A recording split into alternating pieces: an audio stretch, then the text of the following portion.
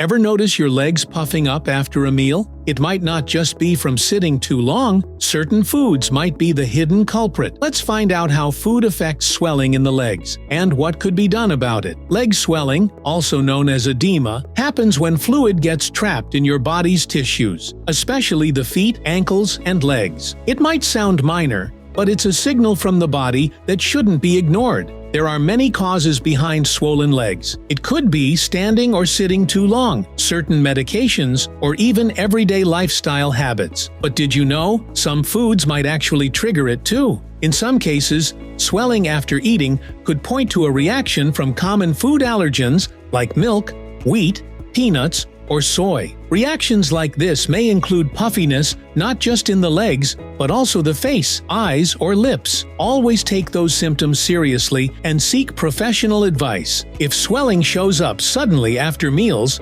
especially in different parts of the body, it might be time to explore whether food is the trigger. A healthcare provider can help identify if an allergy or sensitivity is involved. To reduce swelling naturally, consider adding anti-inflammatory and diuretic foods to the diet. Think asparagus, pumpkin, garlic, and iron-rich greens like spinach or sea vegetables. Antioxidant-rich picks like blueberries and tomatoes might help too. Limiting processed foods, excess salt, and strong drinks may help reduce puffiness. Try to choose lean protein like chicken or cold water fish over heavy meats, and cook with healthier oils like olive oil instead of butter or margarine. While leg swelling isn't always dangerous, it might be a sign your body needs a little extra care. Paying attention to diet, lifestyle, and what causes changes in your body could make a big difference. If leg swelling shows up often, don't ignore it, especially if it appears after certain meals.